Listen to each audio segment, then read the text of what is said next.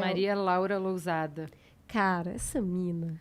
Ela é doutora em nutrição e saúde pública e ela ajudou a formular o Guia Alimentar para a população brasileira. O Guia Alimentar é a coisa mais fascinante que eu vi nos últimos tempos, porque o simples é muito difícil de alcançar.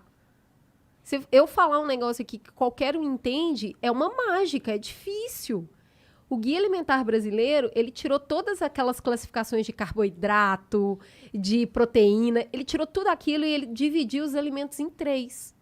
Então, você tem os naturais, que é tudo aquilo que estraga, se não tiver na geladeira, e estraga muito rápido, tudo que é natural, tudo que é semi-industrializado. Então, por exemplo, o arroz, o feijão, eles passam por um processo de industrialização, mas muito básico, e o hiperindustrializado.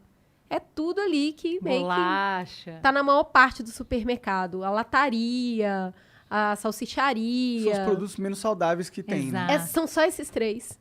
E aí a ideia era ter um triângulo no que é fresco, 2 no que é semi e 3 no que é hiper.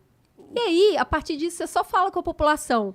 Você precisa comer muito mais o que tem um triângulo e evitar ao máximo o que tem 3 triângulos. O trampo é esse.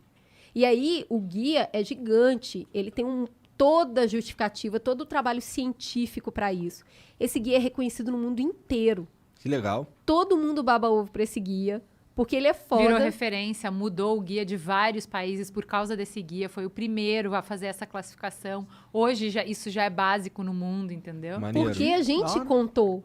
Brasileiro e aí, fez. você Aí, da hora, olha da pra hora. isso e fala assim, cara, esse país não tem como dar errado, olha esse negócio foda. Então, eu acho que a gente tem que olhar pra esse Brasil que dá certo, olhar pra essas pessoas, e aí você vai falar, essa mina tá no poder. Porque dentro da estruturação desse guia, ela estava. Ela é política demais dentro da área dela. Bom, mas se eu quiser ser o meu advogado diabo, a gente pode perguntar qual que é o impacto do guia realmente nas pessoas que não têm acesso à informação. Não. O que o guia faz? Ah. O guia muda, por exemplo, toda a alimentação das escolas mudou por causa desse guia. Ah, entendi. Isso é legal mesmo. É isso que eu tô falando, assim. A Cris citou a Denise Ornelas do SUS e tá citando esse guia, porque, assim, a gente poderia citar a educação também, a gente olha pro lugar da falta. E é fato.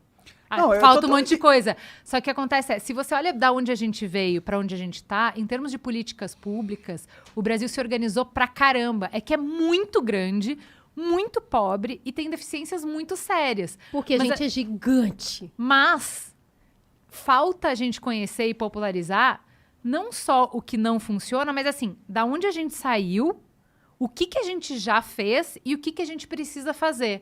E quais são as estratégias para fazer isso. Porque aí, Monark, não é muito politizado, não. Por exemplo, um assunto que sempre dá pau, que ninguém concorda e que é uma das grandes coisas feitas para radicalizar discurso é segurança pública, certo? Vamos discutir segurança pública? Tá bom. Então eu vou procurar um convidado que pense de uma maneira para botar de um lado e de outra maneira para sentar do outro lado. Gente, séria? Tem não. Sabe por quê? Porque tem um monte de consenso. Fora do holofote e fora da política, quem trabalha mesmo não vai falar que tem que matar, não vai falar que vai resolver o problema da penitenciária com brutalidade policial. Não tem policial sério que fala isso, entendeu? Sim. Porque o que a galera fala? Cara, quer saber o que diminui violência? A gente tem aqui, ó, em todos esses estados, o que aconteceu foi, coloca policiamento aqui, coloca monitoramento aqui, coloca isso, aquilo. Isso já diminui em X% não sei o quê.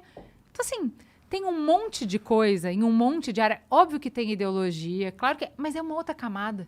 Por quê? Porque da onde a gente veio, a gente já caminhou. O que a gente precisa fazer para chegar? Porque a maior parte de nós concorda em para onde a gente quer ir. Tem muita coisa básica que a gente precisa melhorar. Sim. E a estratégia para chegar lá...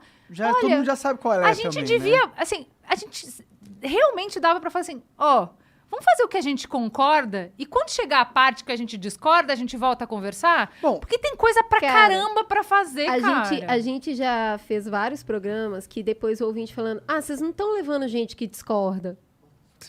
Não tinha 2 lados nessa conversa, tinha um só. Eles concordaram.